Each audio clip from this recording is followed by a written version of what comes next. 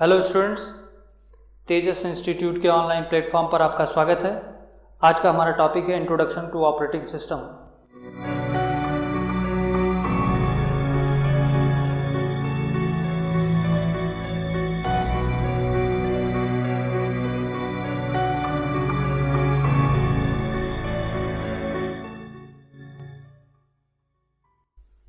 सबसे पहले हम ऑपरेटिंग सिस्टम की डेफिनेशन को पढ़ते हैं। ये एक सिस्टम सॉफ्टवेयर है जो कि कंप्यूटर तथा यूज़र के मध्य ब्रिज का कार्य करता है और हार्डवेयर की गतिविधियों को कंट्रोल करता है। ऑपरेटिंग सिस्टम कंप्यूटर का एक तरीके से नर्वस सिस्टम होता है जो कि कंप्यूटर के अंदर जितने भी ऑपरेटर्स लगे रहते हैं सबको कंट्रोल करने का काम करता है। या यूँ कह सकते हैं कि कंप्यूटर से यूज़र को हार्ड इंटरफेस प्रदान करने का काम ऑपरेटिंग सिस्टम का ही होता है। अब आइए हम इसकी गतिविधियों को देख लेते हैं कैसे ये काम करता है। सबसे पहला काम इसका है प्रोसेसिंग मैनेजमेंट। ये सीपीयू को मैनेज करता है और सभी प्रोग्राम को एक एक करके एग्जीक्यूट करता है। सबसे पहला काम जो ऑपरेटिंग सिस्टम का है प्रोसेसिंग मैनेजमेंट, यानी ये सीपीयू के माध्यम से एक एक प्रोग्राम को कैसे एग्जीक्यूट करवाना है सिस्टमेटिकली वो सेट करने का काम ऑपरेटिंग सिस्टम सीपीयू के माध्यम से करवाता है। दूसरा काम है मेमोरी मैनेजमेंट।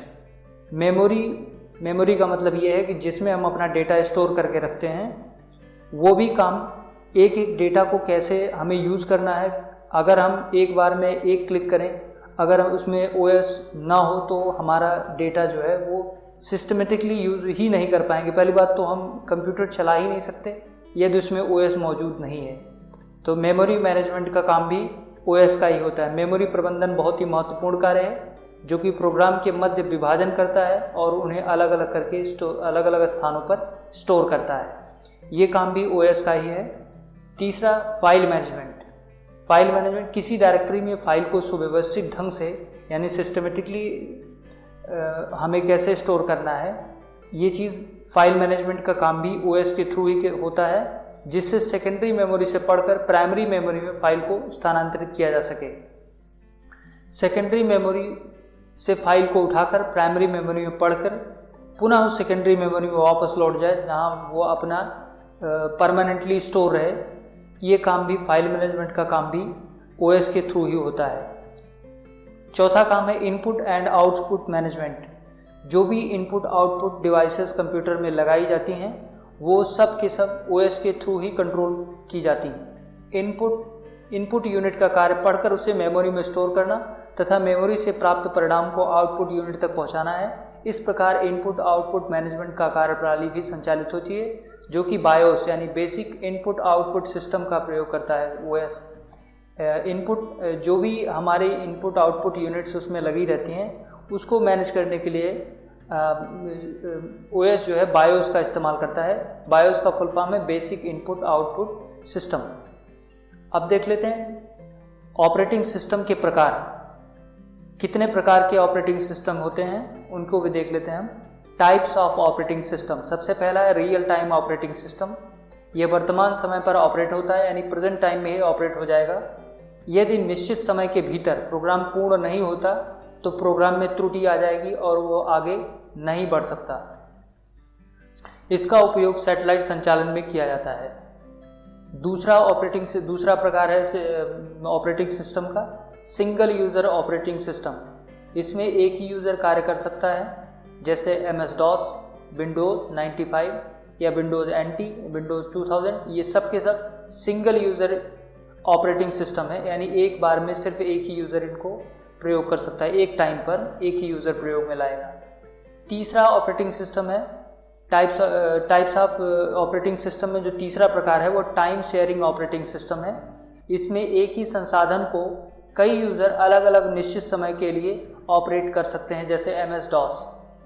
ये टाइम शेयरिंग ऑपरेटिंग सिस्टम, इसको एक टाइम शेयरिंग ऑपरेटिंग सिस्टम भी है। एक ही संसाधन को कई यूज़र अलग अलग निश्चित समय के लिए ऑपरेट कर सकते हैं। चौथा है बैच प्रोसेसिंग ऑपरेटिंग सिस्टम। एक ही प्रकार के कार्यों को एक ही समूह में एकत्रित कर लेता है तथा बिना यूज़र के हस्तक्षेप की प्राथमिकता के आधार पर एग्जीक्यूट करता है, जैसे DOS, IBM OS और /2 एट्सेट्रा। ये सब के सब बैच प्रोसेसिंग ऑपरेटिंग सिस्टम के अंतर्गत आते हैं। पांचवा है मल्टी प्रोसेसिंग ऑपरेटिंग सिस्टम, एक साथ कई प्रोग्राम को निश्चित समय में एग्जीक्यूट करता है, जैसे लाइनेक्स, यूनिक्स, ये सभी मल्टी प्रोसेसिंग ऑपरेटिंग सिस्टम के अंतर्गत आते हैं। छठवां है मल्टीटास्किंग ऑपरेटिंग सिस्टम, एक साथ यूजर एक साथ कई कार्यों को कर सकता है, जैसे MS विंडोज एटसेट्रा, ये सब की सब जो है मल्टीटास्किंग ऑपरेटिंग सिस्टम एक ही यूजर मतलब एक बार में कई कार्य कर सकती है। सातवां है मल्टी यूजर ऑपरेटिंग सिस्टम, एक साथ एक से अधिक यूजर एक ही मशीन के अंतर्गत कार्य कर सकते हैं, जैसे यूनिक्स है, VMS है, ये सब मल्टी यूजर ऑपरेटिंग सिस्टम, जैसे नाम से यह स्पष्ट है कि मल्टी यूजर का मतलब होता है एक साथ कई यूजर एक ही ऑपरेटिंग सिस्टम का इस्तेमाल करें, तो वो मल्टी यूजर ऑपरेटिंग सिस्टम कहलाते हैं। Distributed operating system real time application के लिए कई CPU का प्रयोग करता है, उस पर प्रोसेस करता है, जैसे DOS। डिस्ट्रीब्यूटेड ऑपरेटिंग सिस्टम के अंतर्गत DOS आता है, रियल टाइम एप्लीकेशन के लिए कई CPU का प्रयोग एक बार में किया जाता है इसमें। अब आइए थोड़ा सा ऑपरेटिंग सिस्टम जो डेस्कटॉप तथा लैपटॉप के लिए बहुत ज़रूरी होते हैं उनके बारे में थोड़ा देख लेते हैं हम, जो कि प्रचलित हैं, इस समय काफ़ी फेमस हैं। जैसे पहला है लाइनक्स, इसे लाइनक्स टोरवॉल्ड्स ने विकसित किया था, जो कि ओपन सोर्स ऑपरेटिंग सिस्टम है। ओपन सोर्स ऑपरेटिंग सिस्टम का मतलब ये है कि सिस्टम आपका ये फ्री ऑफ कॉस्ट, बिना प्रोप्राइटरशिप के, आपको बिना पैसे के ही आपको ये डायरेक्टली आप इंटरनेट से डाउनलोड कर सकते हैं इसे। ये यूनिक्स पर आधारित ऑपरेटिंग सिस्टम है और सभी प्रकार के कंप्यूटर्स पर कार्य कर सकता है। इसके संस्करण यानी version Red Hat, Ubuntu, Chromium, Kali इत्यादि, ये सब के सब जो है ये लाइनक्स के नए नए वर्जन है। जैसे पहला है रेड हैट है, उबंटू है और क्रोमियम है, काली है। दूसरा है यूनिक्स यानी अनप्लेक्स्ड इंफॉर्मेशन कंप्यूटिंग सिस्टम। ये मल्टी यूजर तथा मल्टीटास्किंग ऑपरेटिंग सिस्टम है, जिसे केन थॉमसन तथा डेनिस रिची ने विकसित किया था। तीसरा है MS-DOS Microsoft disk operating system. ये सिंगल यूजर ऑपरेटिंग सिस्टम है जो कि नॉन ग्राफिकल है और इस पर कार्य कमांड से किए जाते हैं। MS-DOS command based operating system है। MS विंडोज, ये graphical user interface operating system के संस्करणों का एक समूह है MS विंडोज़ के लिए, और इसके जो अभी वर्तमान में इसके उदाहरण हैं Windows NT, Windows 95, Windows 98, Windows 2000, Windows XP, Windows Vista, Windows 7, Windows 8, Windows 10, ये सभी के सभी MS विंडोज़ के उदाहरण हैं। पांचवा है एप्पल मैक ऑपरेटिंग सिस्टम। इसे एप्पल इंक द्वारा विकसित किया गया है, जो कि केवल एप्पल के प्रोडक्ट पर ही कार्य करता है। एप्पल मैक ऑपरेटिंग सिस्टम केवल एप्पल द्वारा बनाई गई जितने भी उसके फ़ोन्स हैं या फिर उसके लैपटॉप हैं वो उसी पर काम करता है। अब देख लेते हैं operating system for mobile and tablets. कुछ मोबाइल और टैबलेट्स के लिए जो हमारे ऑपरेटिंग सिस्टम है उनके बारे में थोड़ा पढ़ लेते हैं। पहला है एंड्रॉयड।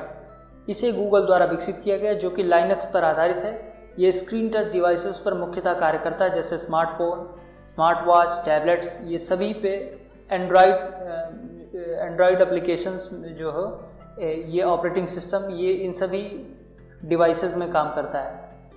दूसरा है iOS। इसे एप्पल इनकॉर्पोरेशन द्वारा विकसित किया गया है, जो कि मुख्यतः आईफोन, आईपैड तथा एप्पल प्रोडक्ट पर कार्य करता है। iOS जो है ये ऑपरेटिंग सिस्टम एप्पल के ही प्रोडक्ट पर काम करता है। तीसरा है विंडोज़ मोबाइल के लिए। इसे माइक्रोसॉफ्ट द्वारा विकसित किया गया, जो कि स्मार्टफोन्स तथा टैबलेट पर कार्य करता है।